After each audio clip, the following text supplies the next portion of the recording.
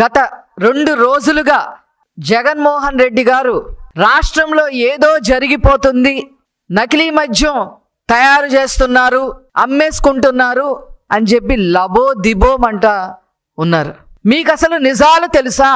మీ హయాములో liquor స్కామ్కి తెర లేపి మీరు మూర విరాటుగా ఉంటూ 3,500 కోట్లకు పైగా నకిలీ మద్యాన్ని అమ్మి సొమ్ము చేసుకొని మీ ఎమ్మెల్యేలు, ఎంపీలు, మీ హయాంలో ఉన్న ప్రభుత్వ యంత్రాంగం అంతా జైలు పాలైతే కనీసం ఒక్కళ్ళని కూడా సస్పెండ్ చెయ్యకుండా, లిక్కర్ స్కామ్ గురించి ఒక్క మాట కూడా మాట్లాడకుండా మీరు ఈరోజు మా ప్రభుత్వంపై బురద జల్లే ప్రయత్నం చేస్తారా?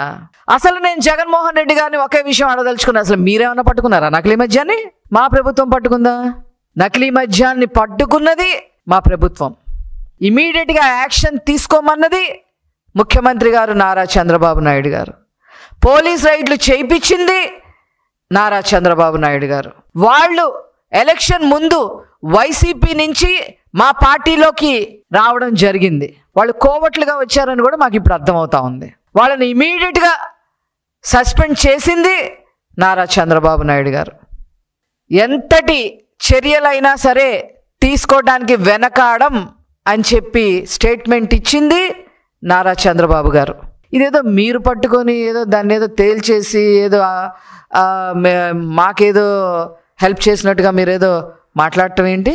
మీ హయాంలో ఏం జరిగింది జగన్మోహన్ రెడ్డి గారు? 3,500 కోట్ల లిక్కర్ స్కామ్ జరిగింది. సరే, ఈ స్కామ్ గురించి పక్కన పెడితే మీ ఎమ్మెల్యే మల్లాది విష్ణు బార్లో 6 మంది కల్తీ మద్యంతో చనిపోయిన రోజు మీరు ఏమన్నా యాక్షన్ తీసుకున్నారా? కనీసం అడిగారా? కనీసం సస్పెండ్ చేశారా మల్లాది విష్ణుని?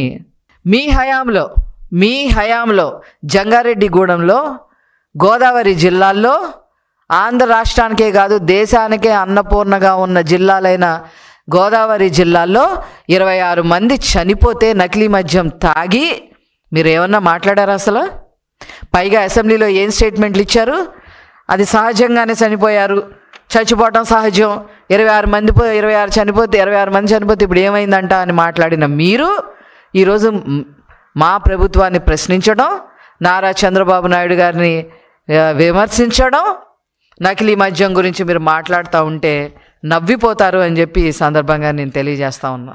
మీ హయాంలో ఎన్నోసార్లు కెమికల్ ల్యాబులు గగ్గోలు పెట్టాయి. మీరు అమ్మేది కరెక్ట్ మద్యం కాదు, కల్తీ మద్యం అమ్ముతున్నారు, ఇందులో స్పిరిట్ యాడ్ చేస్తూ ఉన్నారు, 30,000 మంది ప్రాణాలు ఆల్రెడీ కోల్పోయారు, లక్షల మంది హాస్పిటల్ పాలయ్యారు, మీరు యాక్షన్ తీసుకోండి అని ఎంతమంది చెప్పినా మీరు కనీసం దాని వెనక చూసారా మీరు? అసలు ఈరోజు ప్రభుత్వాన్ని కావాలనే బురద జల్లే ప్రయత్నం చేస్తూ ఉన్నారు. ఎందుకంటే ఈరోజు అన్న మాట ప్రకారం కూటమి ప్రభుత్వం, ముఖ్యంగా నారా చంద్రబాబు నాయుడు గారు అన్నీ కూడా అమలు చేయటం జరుగుతూ ఉంది. సూపర్ 6 సూపర్ ఫాస్ట్గా సూపర్ హిట్ అయిపోయింది.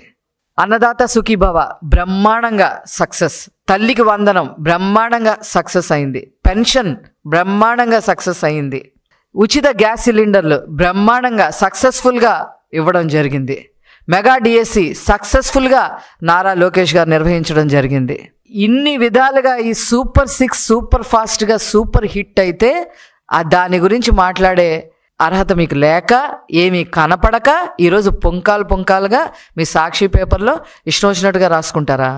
ఈరోజు నీ సొంత కుటుంబ సభ్యులే ఈ లిక్కర్ స్కామ్లో ఇరుక్కున్నారు, సొంత కుటుంబ సభ్యులే. దాని గురించి మాట్లాడటానికి కూడా ముందుకు రాని మీరు మా ప్రభుత్వం నకిలీ మద్యాన్ని పట్టుకొని పోలీస్ రైడ్లు చేయించి, ఎవరైతే ఉన్నారో మా పార్టీలో ఒకళ్ళిద్దరు ఉన్నారో వాళ్ళు వైసీపీ నుంచి వచ్చిన మనుషులు ఎలక్షన్ ముందు 6 నెలల ముందు తలదాచుకోవడానికి మా పార్టీలోకి వచ్చి వాళ్ళు మీ హయాంలో కొనసాగిస్తున్నట్టుగానే ఇప్పుడు కూడా కొనసాగిస్తుంటే దాని గురించి యాక్షన్ తీసుకొని సస్పెండ్ చేస్తే ఈరోజు మీరు ఏదో బాగుంకుందామని చెప్పి ట్రై చేస్తూ ఉన్నారు. ఇది కరెక్ట్ పద్ధతి కాదు. ఈ జన్మలో మీరు మళ్ళీ గెలవటం అనేది జరగని పని. మీ వైసీపీ పార్టీ ఆల్రెడీ ప్రజలు బంగాళాఖాతంలో కలిపేశారు. ఏనాడైనా మీ హయాంలో అసలు ఎంత దారుణం, మా వాళ్ళు మా రాష్ట్ర ప్రజలు పచ్చి తాగుబోతులు 15 ఏళ్ల వరకు కూడా తాగుతానే ఉంటారు అని చెప్పి 10,000 కోట్ల పైన అప్పు తీసుకొచ్చారు. తాగుబోతుల్ని తాకట్టు పెట్టి అప్పు తీసుకొచ్చిన మీరు డిజిటల్ లేకుండా త్రూ క్యాష్ డబ్బులు వసూలు చేసేసిన మీరు, 1,000 కోట్లు తాడేపల్లికి తరలించేసిన లిక్కర్ ద్వారా తరలించేసిన మీరు ఈరోజు లిక్కర్ స్కామ్ గురించి మాట్లాడతారా? చెప్పండి, సమాధానం చెప్పండి. అసలు ఇప్పుడు మీ హయాంలో జరిగిన లిక్కర్ స్కామ్ గురించి మాట్లాడే ధైర్యం జగన్మోహన్ రెడ్డి గారికి ఉందా? Everything's transparent. మా ప్రభుత్వంలో ఏం చేశారు, ఎలాంటి యాక్షన్ తీసుకున్నారు, అది ఎక్కడి వరకు వెళ్ళింది, ఎలాంటి చర్యలు తీసుకున్నారు అనేది ఎవ్రీథింగ్ మా ప్రభుత్వంలో ట్రాన్స్పరెంట్ అనే విషయం మీరు గుర్తుపెట్టుకోవాలని చెప్పి ఈ సందర్భంగా తెలియజేస్తూ నేను సెలవు తీసుకుంటున్నాను. Thank you. Please subscribe to Leo news for more videos.